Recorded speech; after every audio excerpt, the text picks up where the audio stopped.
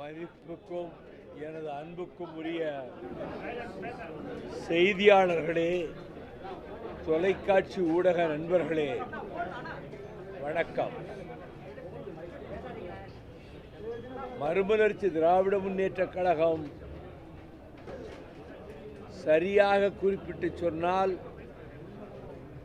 1993 October 3 அன்று அது விதைக்கப்பட்டது.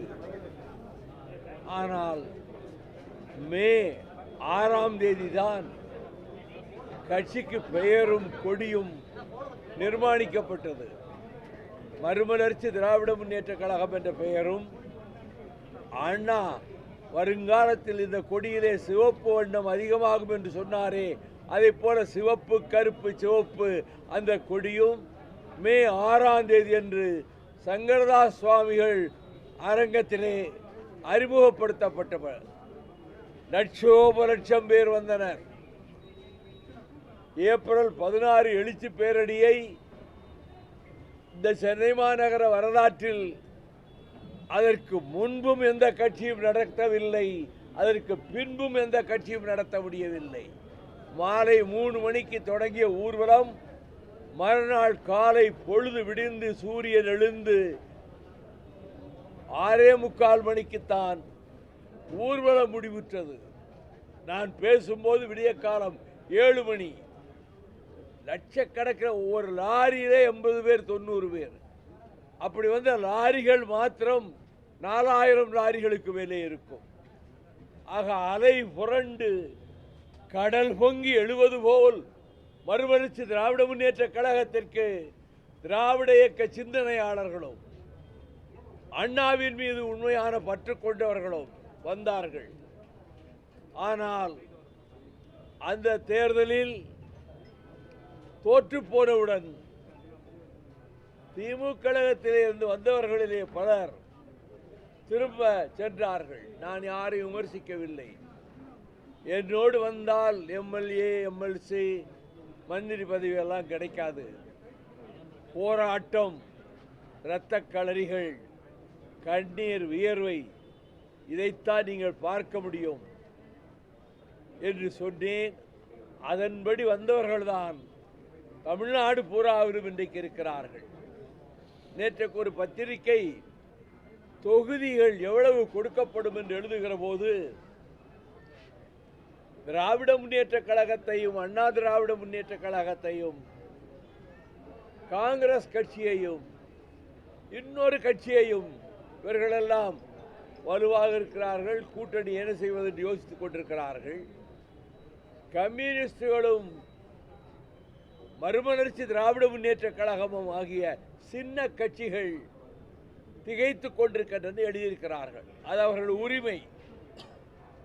எங்கள் இயக்கத்துக்கு தமிழ்நாட்டிலே எல்லா மாவட்டத்திலும் அமைப்பு இருக்கிறது, எல்லா வட்டத்திலும் அமைப்பு இருக்கிறது, எல்லா ஒன்றியங்களிலும் அமைப்பு இருக்கிறது, அனைத்து நகரங்களிலும் அமைப்பு இருக்கிறது. திமுக, அண்ணா திமுகவை அடுத்து தமிழ்நாட்டிலே எல்லா ஊரிலும் ஒரு 10 தொண்டனாவது அதிமுக தொண்டன் இருப்பார் என்று சொல்லுகிற அளவுக்கு தமிழகம் பூராவிலும் வியாபித்திருக்கிறது. அவர்கள் விலகி செல்லவில்லை, பதவி கிடைக்கவில்லை என்று வருத்தப்படவும் இல்லை. ஆனால் இந்த 32 ஆண்டுகளில் ஸ்டெர்லைட் ஆலையை, உலக கோடீஸ்வரன் அனில் அகர்வால் ஆலையை விரட்டி அடித்த முழு பெருமையும் மறுமலர்ச்சி திமுகவுக்குத்தான் உண்டு. நியூட்ரினோ நரேந்திர மோடியின் கனவு திட்டத்தை 4.5 ஆண்டுகளாக உயர்நீதிமன்றத்தில் வாதாடி அதை நிறுத்தி வைத்திருக்கிறேன். நெய்வேலி நிலக்கரி நிறுவனம் தனியார் மயமாகும் என்ற முடிவை கடைசி நேரத்திலே அடல் பிஹாரி வாஜ்பாயை சந்தித்து அதை தடுத்து நிறுத்தி வைத்திருக்கிறேன். சீமை கருவேலை அந்த மரங்களை அகற்றுகின்றது நாங்கள் தொடங்கினோம். உயர்நீதிமன்ற நீதிபதிகளே சொல்லிவிட்டார்கள், அரசாங்கமே இதை செய்ய வேண்டும் என்று. 3 தமிழர்களை தூக்கு கயிற்றிலிருந்து விடுவிப்பதற்காக எங்கள் இயக்கம் 75 லட்சம் ரூபாயை செலவழித்திருக்கிறது. தமிழ்நாட்டிலே அதை போலவே ராஜபக்சே வருகிற போது இங்கே இருந்து 3 மாநிலங்களை கடந்து சம்பல் பள்ளத்தாக்கை உள்ளடக்கிய மத்திய பிரதேசத்திலே நாங்கள் ராஜபக்சேயினுடைய ஒரு 100 கொடும்பாவிகளை அங்கே கொண்டு போய் கொளுத்தினோம். இந்த ஒரு மாநிலம் விட்டு இன்னொரு மாநிலத்திலே போய் ஆயிரக்கணக்கிலே யாரும் போராடிய வரலாறு எந்த கட்சிக்கும் கிடையாது. எங்களுக்கு இதையெல்லாம் மக்களிடம் கொண்டு போய் சேர்ப்பதற்கு எங்களுக்கு ஊடக பலம் இல்லை, பத்திரிகைகளின் ஆதரவும் இல்லை. அதை பற்றி நான் அவர்கள் மீது கோபப்படவில்லை. நான் ஆண்டுதோறும் முதல் நாளில் பத்திரிகையாளர்களையும் தொலைக்காட்சி ஊடக நண்பர்களையும் சந்தித்துக் கொண்டுதான் இருக்கிறேன். இந்த இயக்கம்தான் தமிழ்நாட்டினுடைய முக்கியமான பிரச்சனைகளில் அங்கே கூடங்குளம் அணுமின் நிலையத்தை எதிர்த்து நடத்துகிற போராட்டத்திலும் முழுமையாக மதிமுக தான் கலந்து கொண்டது.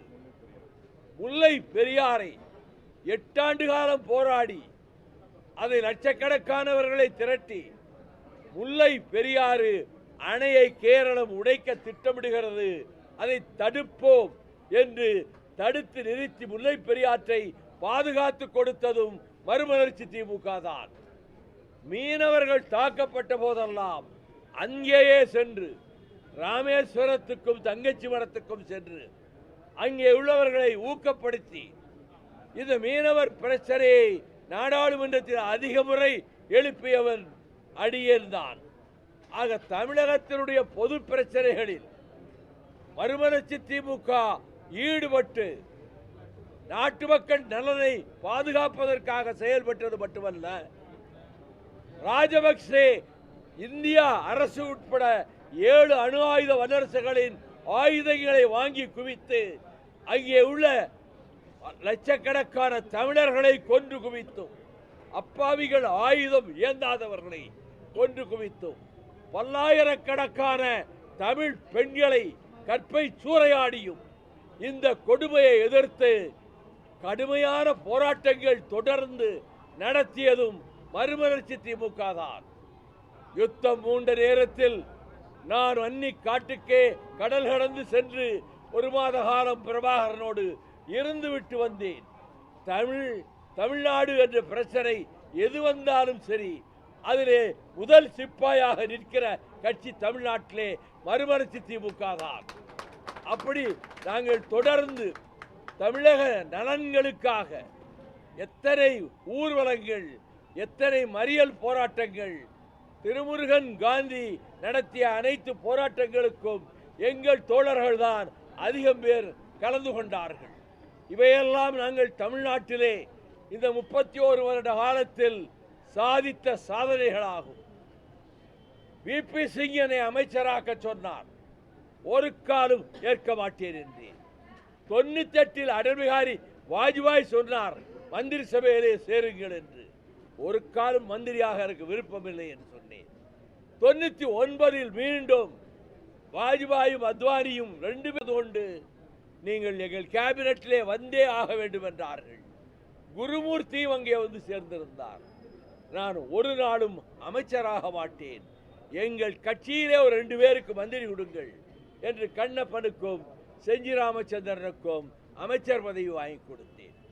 விடுதலை புலிகள் மீதான தடையை நீக்குவதற்கு தீர்ப்பாயத்திலே போய் டெல்லியிலும் சென்னையிலும் கொடைக்கானலிலும் அதிலே கலந்து கொண்டு தீர்ப்பாயத்திலேயே புலிகளை தடை செய்ய வேண்டும் என்று நான் முயற்சித்தேன். அந்த வழக்குகளிலே நான் அருமையான வாதங்களை எடுத்து வைத்தாலும் மத்திய சர்க்காருடைய நிர்பந்தத்தால் அந்த தடை நீக்கப்படவில்லை. இப்பொழுதும் என்னுடைய ரிட் மனு உயர் நீதிமன்றத்திலே இருக்கிறது, விடுதலை புலிகள் தடையை நீக்க வேண்டும் என்று. இப்பொழுது நரேந்திர மோடி இலங்கைக்கு சென்றாரே, எதற்கு சென்றார்?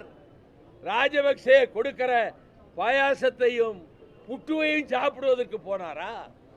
அங்கே உள்ள ஈழத் தமிழ் பிரதிநிதிகளை அழைத்து உங்கள் குறை என்ன என்று கேட்டாரா?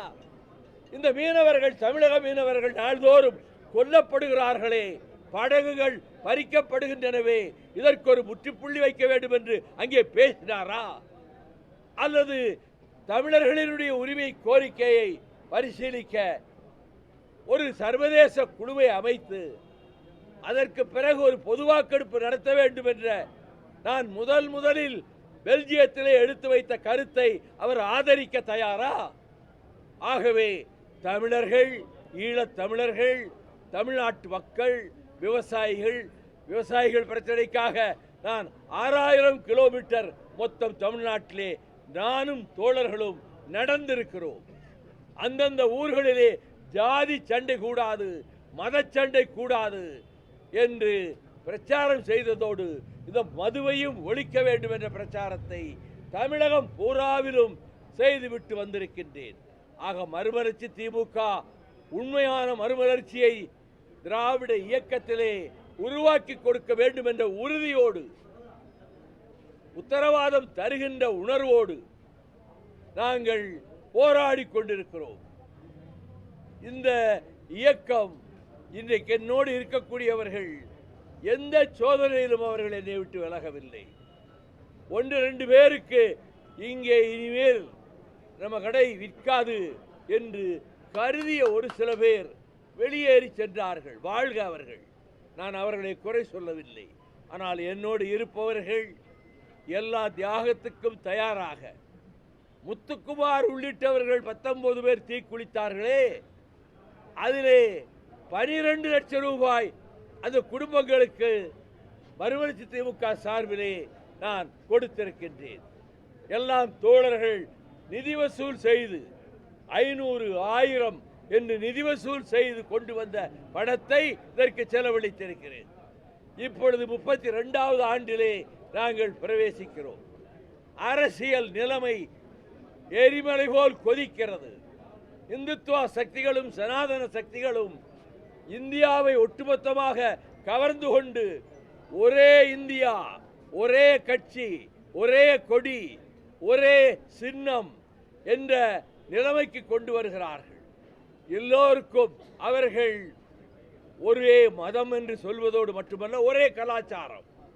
இதை ஒரு காலம் ஏற்றுக்கொள்ள முடியாது. இந்தியா என்றும் ஒரே நாடாக பிரிட்டிஷ் வருவதற்கு முன்பு இருந்தது கிடையாது. இது பல தேசிய இனங்களை கொண்ட ஒரு உபகண்டம். பேரறிஞர் அண்ணா அவர்கள் 63 தன்னுடைய கன்னி பேச்சில், மேடன் ஸ்பீச், அதில் பிரிந்து போகின்ற உரிமை வேண்டும், ரைட் ஆஃப் செல்ஃப் டிட்டர்மினேஷன் எங்களுக்கு வேண்டும் என்று சொன்னதோடு அதை பற்றி அவர் அழகாக வர்ணிக்கிறார். I come from a country in which so many nationalities have joined together. அந்த முதல் வாக்கியமே, நான் இந்தியாவிலே ஒரு நாட்டிலிருந்து வருகிறேன், அதாவது தமிழ்நாட்டிலிருந்து வருகிறேன் என்று இதான் அவருடைய முதல் பேச்சு. இது எங்கள் நெஞ்சின் ஆழத்திலே ஊடுருவி இருக்கிறது. ஒருமைப்பாட்டுக்கும் ஒற்றுமைக்கும் நாங்கள் விரோதிகள் அல்ல. ஆனால் அவர்கள் கூடங்குளத்தை அழிப்போம், தென் மாவட்டங்களை அழிப்போம், கல்பாக்கம் வழியாக வடபுலத்தை அழிப்போம் என்று சொல்வது மட்டுமல்ல, பாகிஸ்தானுக்கும் இந்தியாவுக்கும் போர் மூட வேண்டும் என்று பலத்த குரல் கொடுக்கிறார்கள். நான் அந்த தீவிரவாதிகளை, அந்த பயங்கரவாதிகளை ஒடுக்குவதற்கும் அடக்கி ஒடுக்குவதற்கும், துப்பாக்கிகளை தூக்கி கொண்டு போய் அவர்களை விரட்டி அவர்கள் உயிரை வாங்குவதற்கும் நாங்கள் ஒருமுகமாக ஆதரிக்கிறோம் அந்த பயங்கரவாதிகளை. ஆனால் யுத்தம் வேண்டும் என்று சொல்லுகிறார்களே, நரேந்திர மோடியும் அமித்ஷாவும் ராஜ்நாத் சிங்கும், யுத்தத்தில் எத்தனை குழந்தைகள் கொல்லப்படுவார்கள், எத்தனை பெண்கள் கொல்லப்படுவார்கள், எத்தனை வயது மூத்தவர்கள் கொல்லப்படுவார்கள், தீவிரவாதத்துக்கு சற்றும் தொடர்பில்லாத லட்சக்கணக்கான மக்கள், பாகிஸ்தான் மக்கள் கொல்லப்படுவார்கள். அவன் பதிலுக்கு வீசுகிற குண்டுகளில் இங்கே இருக்கிற அப்பாவி மக்கள், குழந்தைகள், தாய்மார்கள் இந்தியாவிலே கொல்லப்படுவார்கள். அப்படி ஒரு யுத்தத்தை தேடுகிறதா பாகிஸ்தான்? அப்படி யுத்தத்தை திணிப்பதற்கு இந்திய அரசு முனைகிறதா? கொரியா சண்டைக்கு பிறகு உலகளாவிய யுத்தம் வந்துவிடக்கூடாது என்று உலக நாடுகள் எல்லாம் அக்கறையோடு இருக்கிற போது இவர்கள் போர் வேண்டும், யுத்தம் வேண்டும் என்கிறார்கள். இந்த கருத்திலே எனக்கு உடன்பாடில்லை. தீவிரவாதிகளை தேடி பிடித்து ரவை ரவையாக குண்டுகளை செலுத்தி தலைகளை வாங்கி அவர்களை ஒழித்து கட்டுங்கள். சபாஸ், செய்வோம்.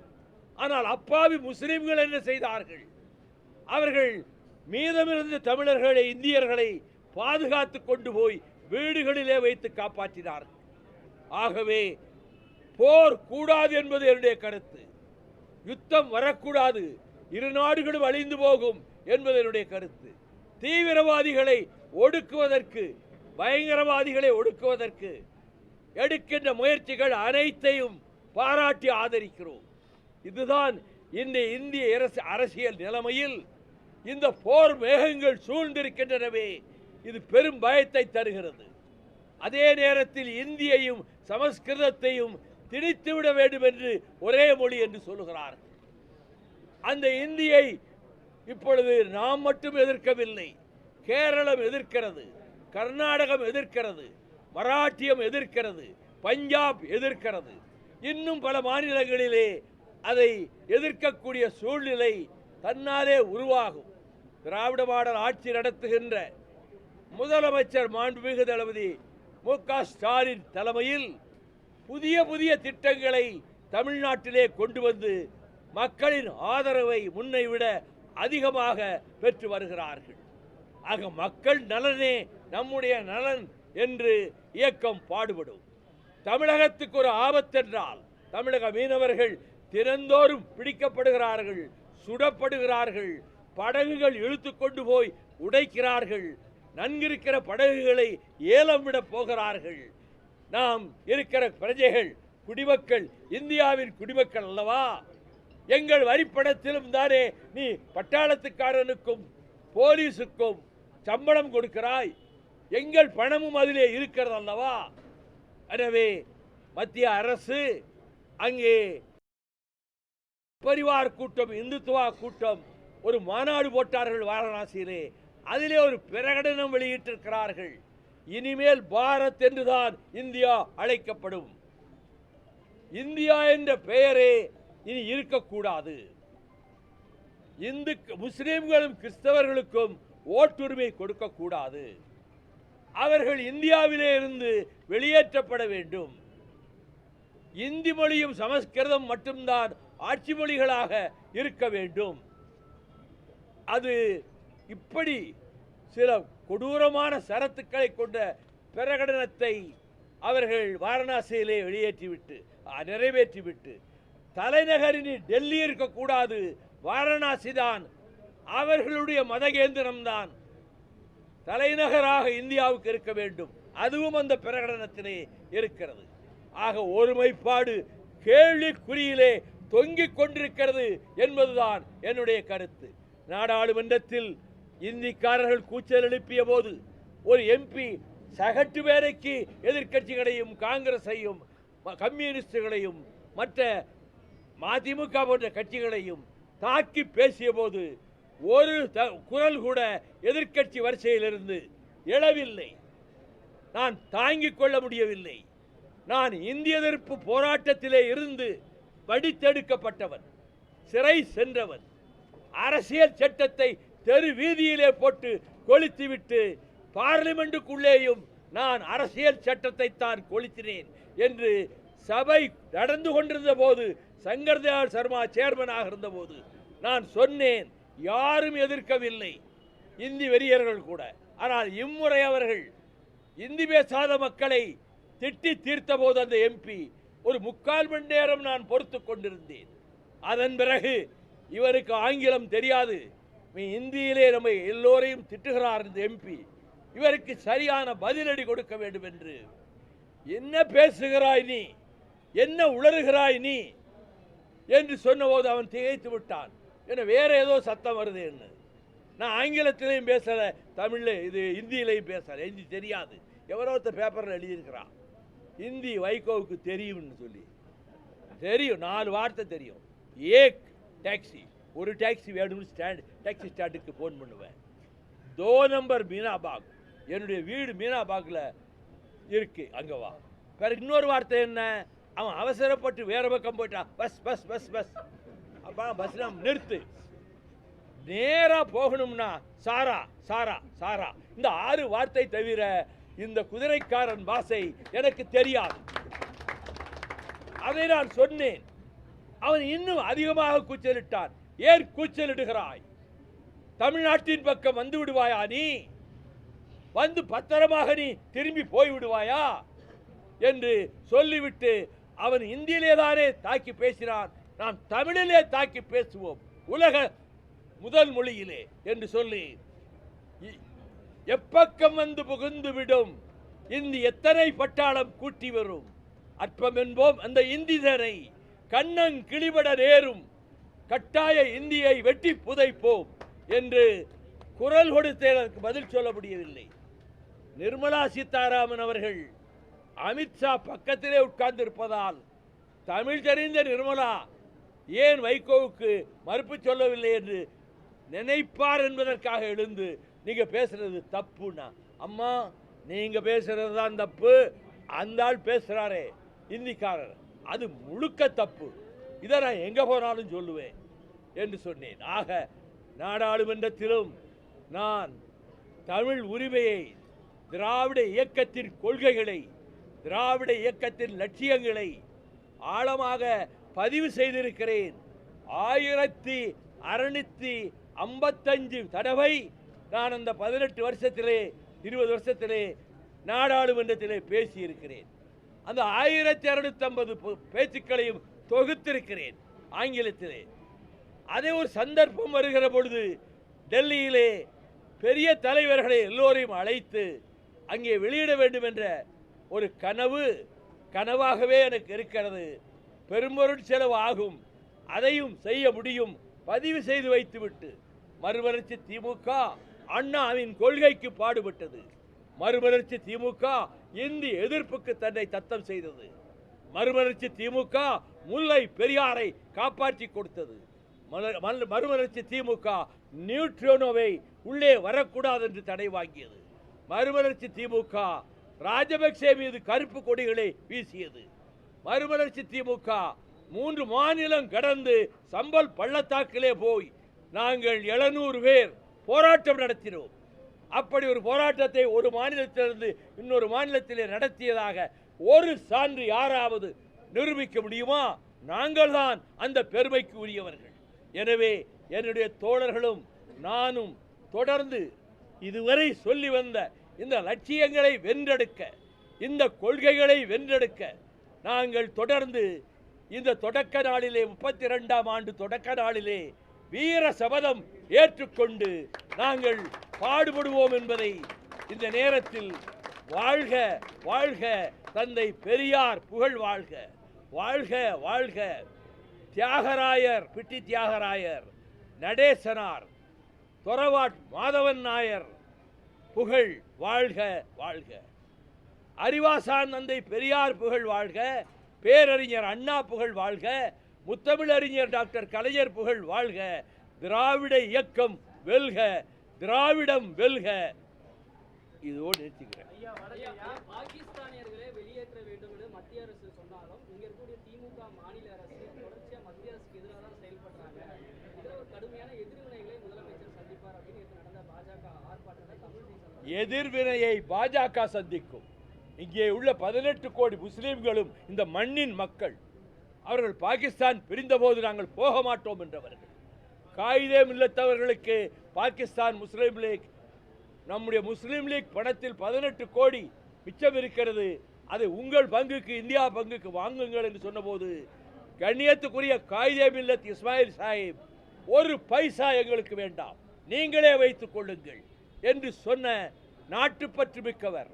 சீன யுத்தத்தின் போது தன் மகனை யுத்தகலத்துக்கு அனுப்புகிறேன் என்று பண்டித ஜவஹர்லால் நேருவுக்கு கடிதம் எழுதியவர். பாகிஸ்தானுக்கும் இந்தியாவுக்கும் யுத்தம் மூண்டபோது மீண்டும் அவர் மகனை போருக்கு அனுப்பவே தயாராக இருந்தார். எத்தனை இஸ்லாமிய இளைஞர்கள் இந்திய இராணுவத்திலே அந்த போரில் இறந்திருக்கிறார்கள். எத்தனை இஸ்லாமிய இளைஞர்கள் மேஜராக, இராணுவத்திலே மேஜராக, கர்னலாக, சுபேதாராக இருந்து போர்க்களம் சென்று மடிந்திருக்கிறார்கள். அவர்களும் நம் வீட்டு பிள்ளைகள், நம் சகோதரர்கள். இந்த கருத்திலே மறுமலர்ச்சி திமுக உறுதியாக இருக்கிறது. பாஜக இதை எந்த வடிவத்திலே கொண்டு வந்தாலும் அதை முதல் எதிரியாக போய் எதிர்த்து நின்று தகர்ப்பதற்கும் நாங்கள் தயாராக இருக்கிறோம் என்பதை நான் தெரிவித்துக் கொள்கிறேன். பாராளுமன்றத்துல தொடர்ந்து உங்க குரல் ஒலிக்கணும் அப்படின்னு சொல்லிட்டு மதிமுக தொண்டர்கள் விருப்பப்படுறாங்க. மீண்டும் ராஜ்யசபா போகணும் அப்படின்னு விருப்பப்படுறாங்க. திமுக கிட்ட இருந்து சாதகமான பதில் வந்திருக்கா? இந்த 32வது ஆண்டு விழால தொண்டர்களுக்கு இது சம்பந்தமா நீங்க சொல்லக்கூடிய மெசேஜ்? தொண்டர் கொஞ்சம் கையை தட்டுறது நிப்பாட்டு. தொண்டர்கள் எத்தனை பேர்கிட்ட நீங்க கேட்டீங்க? தொண்டர் உங்க விருப்பத்தை அவங்க தொண்டர்கள் மேல ஏத்தி ராஜ்குமார் உங்களுக்கு விருப்பம் நாங்க போகணும்னு அதுக்காக எல்லாரும் சொல்றாங்க அப்படின்னு மக்கள் மேல எல்லா தொண்டர்களும் விரும்புறாங்க.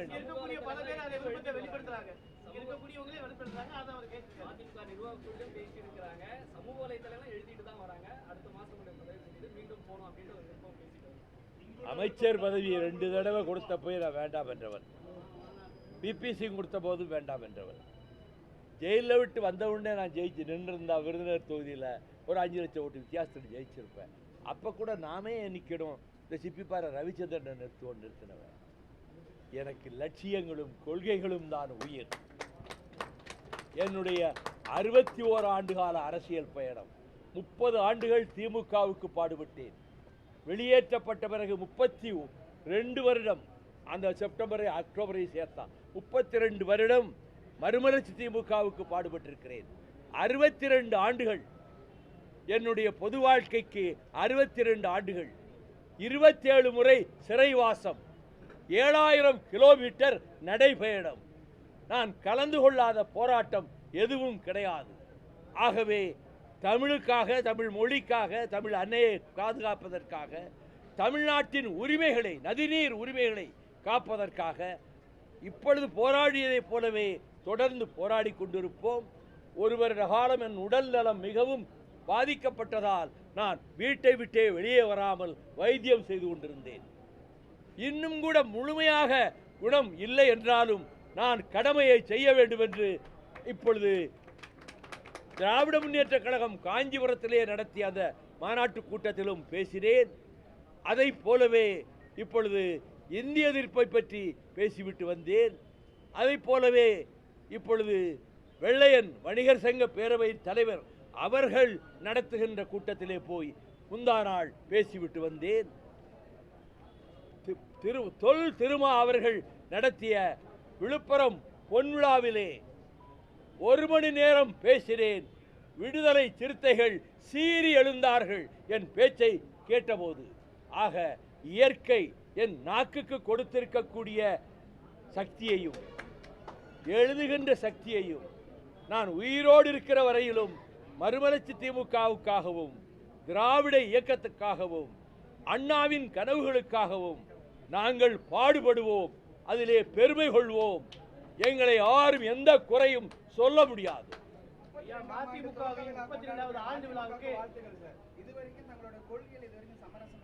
ஒரு திலை சமரசம் எடுத்துக்கல. கூட்டணி வச்சப்ப கூட சமரசம் எடுத்துக்கல. கூட்டணி வச்சிருக்கும் போதே அந்த கூட்டணி கட்சி அட்டாக் பண்ண.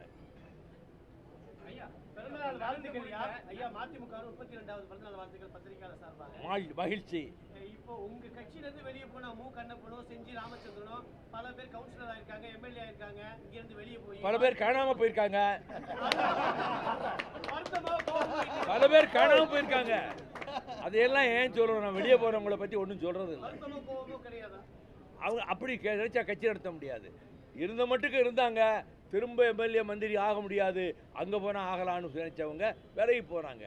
அதனால் நீரடித்து நீர் விலகாது என்பதைப் போல கடல் நீரிலே ஒரு கை அள்ளிக்கொண்டு கடலையே வற்றி போய்விட்டது என்று சொல்வதைப் போலத்தான் இருக்கிறது. மதிமுக தொண்டன் ஊருக்கு ஊர் இருக்கிறான், ஊருக்கு ஊர் கொடியேற்றுகிறான்.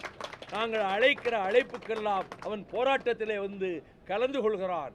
வறுமையின் பிடியில், ஏழ்மையின் பிடியில், பொருளாதார வசதி இல்லாத சூழலில் தான் என் தம்பிமார்களும் அண்ணன்மார்களும் இருக்கிறார்கள். ஆனால் அதை பற்றி கவலைப்படாமல் தொடர்ந்து என்னோடு அணிவகுத்து வருகிறார்கள். நடந்து முடிந்த நீட் தேர்வுல வந்துட்டு தாடியெல்லாம் கட்டி போட்டுட்டு பட்டன்லாம் கட்டிட்டு ரொம்ப ஒரு மாதிரியா பண்ணாங்க. அதை பத்தி உங்களுடைய ஒரு மாதிரியா பண்ணல, காட்டு பிராண்டித்தனமா பண்ணாங்க. அதான் என்னுடைய பதில். இந்தியா பாகிஸ்தான் போர் வரும்னு சொல்லிக்கிற நேரத்துல இலங்கையை சேர்ந்த இலங்கை கடற்படை வந்து தமிழக மீனவர்கள் 22 பேர் படுகாயமாகி இவர் கள்ள உறவு வைத்திருக்கிறார் மோடி யாரோடு? இலங்கை கூட்டத்தோடு, இலங்கை சிங்கள அரசு.